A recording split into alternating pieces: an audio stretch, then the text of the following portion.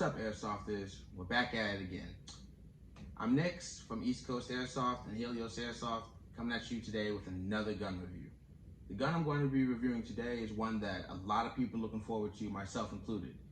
It's been delayed repeatedly via things due to the pandemic,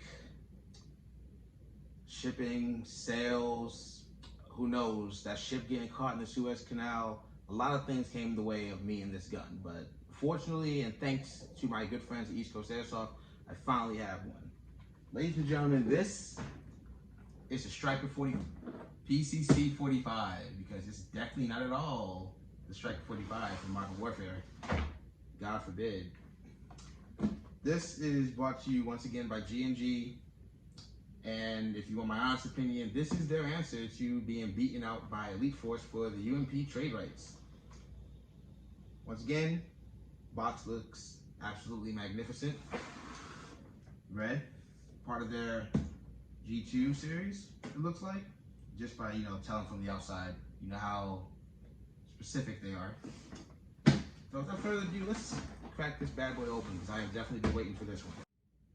So, inside the box, what we get so far, from what I'm seeing, is a lot of literature. We got here the USA product warranty, 90 days. We got here their Airsoft Guns catalog. Comes complete with almost every single G&G. That's nice. And this excellent magazine shaped, and by magazine I don't mean gun mag, the other things that are magazines in the world, airsofters. But essentially they have the manual in a much bigger size now, which is useful for how blind I am at times when it comes to actually paying attention to these. So yeah, I'm just gonna set this to the side for now, because honestly, screw that. And what I've been waiting for, of course. Oh yeah. Now this is nice, I have to admit. Like, I joke about this basically being a knockoff UMP / literally the gun from Modern Warfare, but this actually does look nice, I have to admit.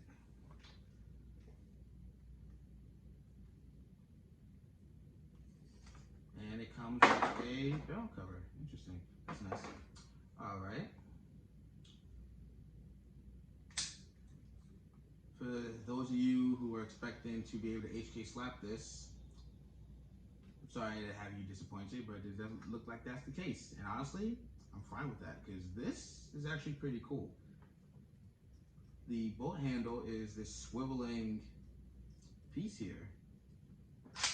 And thank you God, it is a working bolt. I like that. Working bolt release. Well, working bolt release. It's not an actual bolt. It's not gas blowback. I'm getting ahead of myself. Ignore that. And bolt release is right here. I like how crisp that is. And of course, it's a rotary style hop up. That's useful. Good. All right. Looks like it has a cutie sling mount on the handrail, positioned right here at your, what's this, technically like 9, 6? I don't know what time that is, so honestly I don't care, I'm lazy. Folding stock, it's locked in, it does. Good. That means I can conserve space in my game bag for packing this up. Alright, iron sights. Pretty good. It's not that heavy either. It's pretty good weight for, a gun that's like, for the most part, upper metal. I think the lower part is like mostly polymer. I don't think this is a full metal gun. And honestly, that's probably a good thing, regardless. Not bad. Let's check out the, where does the battery go in this? It has to obviously go in like this, the rail. Alright, let's actually check out the literature. It's good. As long as I don't need like an actual bookmark to find out. Alright then, that actually looks pretty cool. From what the literature says, it looks as though to access this hand rail. Wow.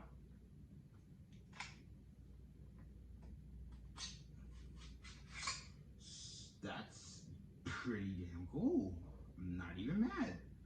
So looks like to access the battery space, there's this little lever here that attaches to the rail. You just flip this down and the rail comes right off.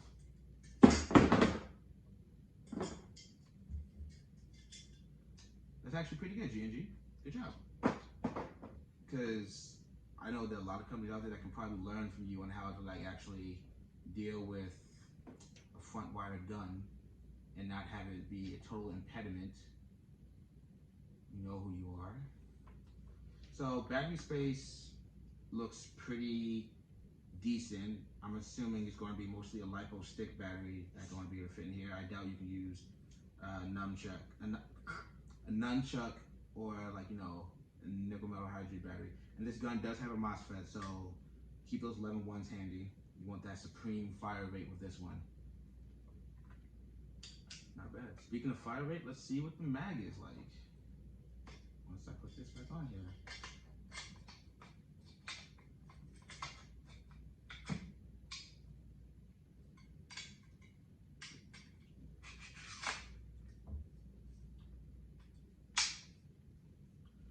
I'm not gonna lie, besides the bolt, that's gonna be my favorite part. All right. So it comes with this on 110 round mid cap, complete with the fake cartridges. Personally, I was never one for such displays, but to each his own, I guess. Does it have the follower I like? It does.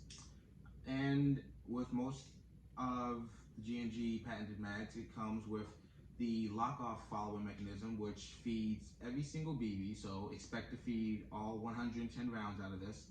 And it will, of course, lock into the gun when it is empty, which means that the gun cannot dry fire.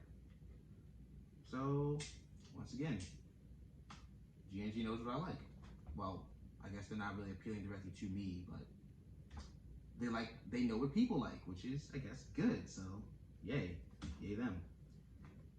Let's see how easy it is to put this in.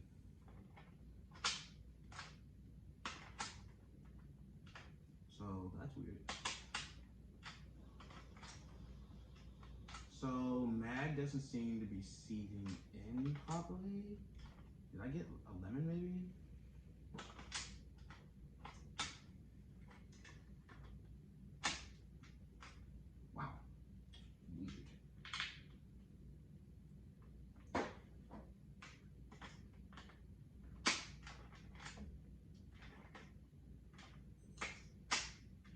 Don't tell me this is like the PRK9 where like it has to be like put in a specific way in order to like click in, because that gun pisses me off in that way. Ah, there we go. That is seated in properly. Let's try that again, because that's that's gonna bother me to death. I don't know if it's just mine, but as you all can see, there seems to be some slight difficulty getting the mag in at first. It seems that approaching it from the front at like a 45-degree angle and then firmly snapping it in is what seems to like make it really seat in. So, I don't know. I don't know how to feel about that yet. Maybe it just needs to be like worn in a little bit, and then maybe that'll do a little bit better for it. But for first impressions, nah, that's not it. But I mean, the rest of the gun looks absolutely amazing to me. I mean, it's just a simple mag problem. It's not like the mag's important or anything. All right, I feel like I got the gist of that. Now on to the rest of the gun that I haven't mentioned. Ambidextrous fire selector, check. Ambidextrous bolt release, check. I feel like this QD sling mount can probably be swapped to the other side, along with this sling mount here. These have some Allen key screws in here. You can probably just unscrew this and switch it over to the other side if you prefer. To each his own, personal preference and all that. And yeah, sound good. And the orange tip probably has G&G's small pin in there, and then you can just screw off. And yeah, so all in all, pretty decent gun, I have to admit. I definitely had to feel this because I want to demolish people with this.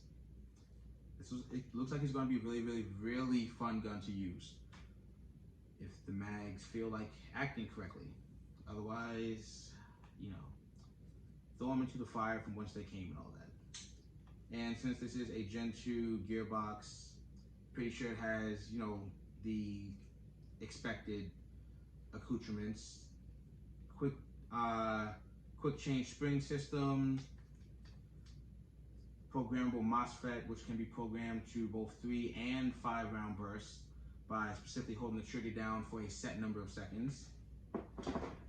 In my last video, I neglected to detail exactly how that's done, so I don't want to make that mistake again this time. I did feel bad. All right, so to set it up to from full auto to 3 round burst, it looks like you have to switch the selector switch to semi-auto mode and hold the trigger for 10 seconds. The gun will then beep, and that's how you put it into 3 round burst. Pretty cool. And to reset it to full auto, you basically just repeat exactly what you did to put it into 3 round burst. You switch the selector switch to semi-auto mode and then hold the trigger for 10 seconds again, and it switches back to 3 round burst. It's much more simple than the controls for the 308, TR16, SBR, and NBR. For that one, it's more complicated. I think it's like you have to switch the selector switch on and off multiple times, and by then, if you don't have finger strength, you soon will. And it does not look like it has 5 round bursts. Interesting. A little bit more accurate to the Elite Force UMP. I think that also has just 3 round bursts. So, okay, not bad. And I think that's mostly that. That's most of the talking points about this gun so far. I guess now all it's left to do is shoot it and chrono it and see where it goes from there. That's going to be the fun part. Shitbox. Yeah. And here's the other shitbox. That's a nice shitbox. But the only issue with that is that you can only play on village mode with that. Because if you play on black palettes, you have to stay in always top. Village or dog? Dog wood? You're good?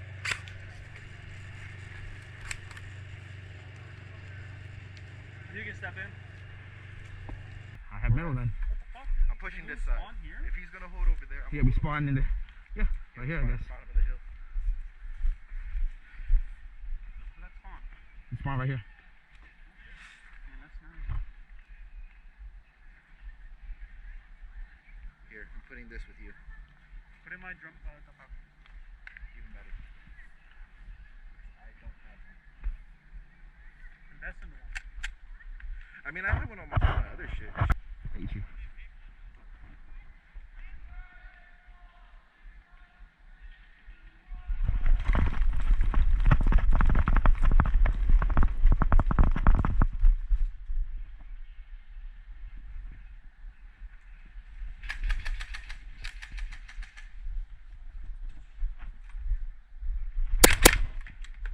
Good trade. Or did you? No, you hit me. You hit my shoulder.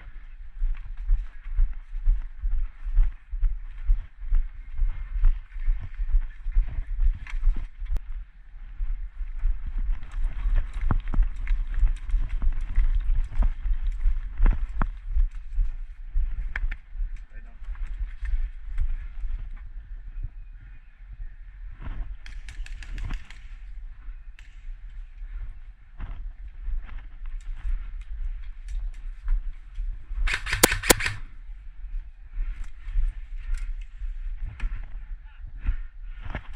Trey. Right. Fall down. Right. Swap.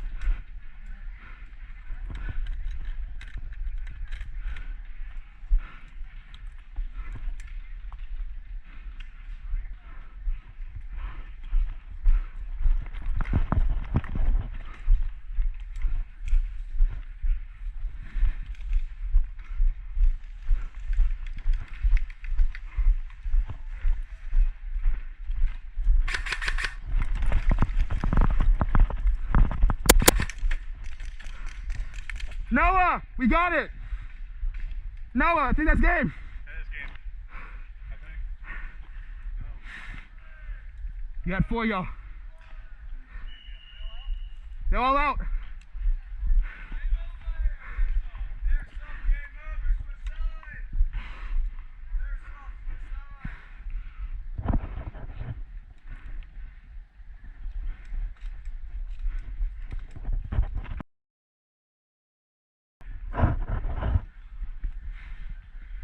This side's a little bit harder to defend against. Yeah, they changed it up a little bit. I'll be going left side. Are we going right? All right. Guess I'll go mid. I guess you will.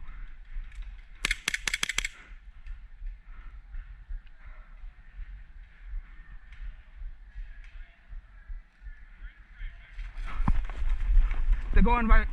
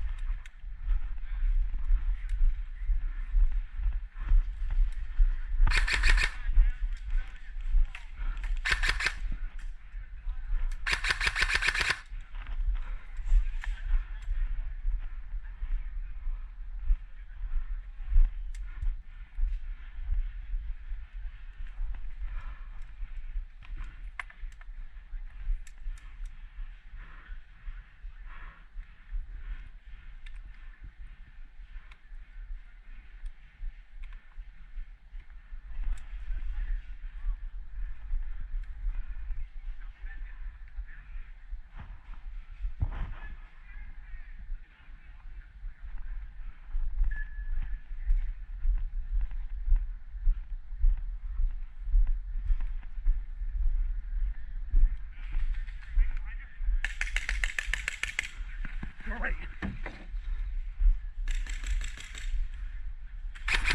Hit.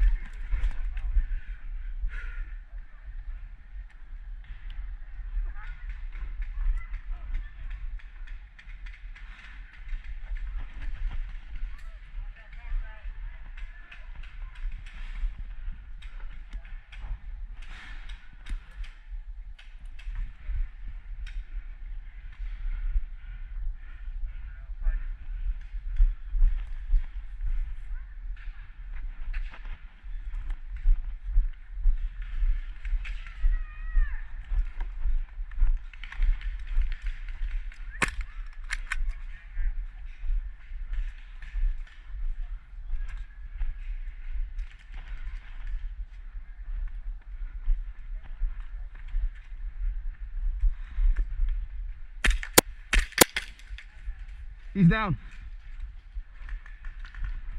He's down, Noah. Was that your last life? No. Alright, push back. I don't want to like make it unfair for him. Trey, push back.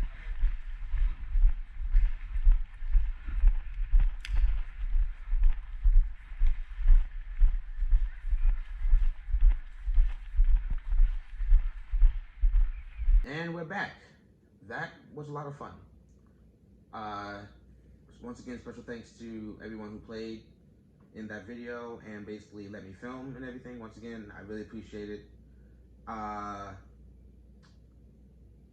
This gun was pretty fun to use, I must admit. I was surprised by the range that this gun was basically displaying, for lack of a better term. I know in Airsoft, a gun can look like an SMG and basically sometimes even shoot like a designated marksman rifle, sometimes. But I was actually really surprised by that. Gun had pretty decent range, fire rate was really good. I don't know, I would definitely play more games with this, whether they would be CQB, mid-range, outdoors. I definitely would probably stick to my snipers or my other G&G guns for actual range, but this is actually pretty decent on that point. The mag, I was surprised, in spite of being a Gen 2 gearbox and the mag having the follower that feeds all the BBs, this gun does not lock like I thought it did. And it will, of course, lock into the gun when it is empty, which means that the gun cannot dry fire. It continued to shoot, so this gun can actually dry fire. So the mag does not have that locking ability that some of the other G&Gs do. Or maybe it does, and I happen to get the lemon from the factory. Regardless, that was something I was surprised by. Other than that, I really don't have any negatives to say about this gun. The BBs I was using throughout that video were 2.8s. I did notice I had to hop it a little bit higher than I'm normally used to on this gun in order to use the 2.8s. So for my first recommendation to a lot of people, I would say stick to 2.5s. The gun does have a quick change spring, so if you wanted to basically switch to a like higher spring, if you wanted to use higher caliber BBs, that's 100% your right. But I'm gonna stick to using 2.8s to this just because, you know, I have a bunch of 2.8s and I use them on my other guns. But 2.5s probably seem to be the best way to use on this gun if you're going to keep it stock. Otherwise, upgrades in parts, upgrades in BBs, I say. But yeah, other than those two small notes, I say it basically performed as I was expecting it to. I didn't really have any other complaints or faults. Any other things that went wrong basically weren't really a reflection of the gun, just a reflection of myself as a player. So yeah, really fun gun to use. Thankful I had the opportunity to use it. Thanks to G&G for making this gun in the first place, and once again, thanks to East Coast Airsoft for letting me review this. But then again, I don't really feel like I had a choice, so yeah, it'd be like that.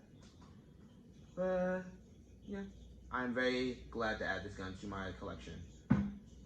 And also, before I forget, I do want to give a special shout out to Reboot, my friend who you saw playing alongside me and Voodoo in the video. Long time no see, really good to basically get the opportunity to play with him again. I am giving him a shout out and his social media information will be in the video. With that being said, I feel that that's basically all I had to cover. Thank you all for watching and stay tuned for the next video. Who knows what it's going to be and who knows when it's going to be. I have a lot of stuff to edit. I guess that's it. This was Nix, and once again, thanks for watching.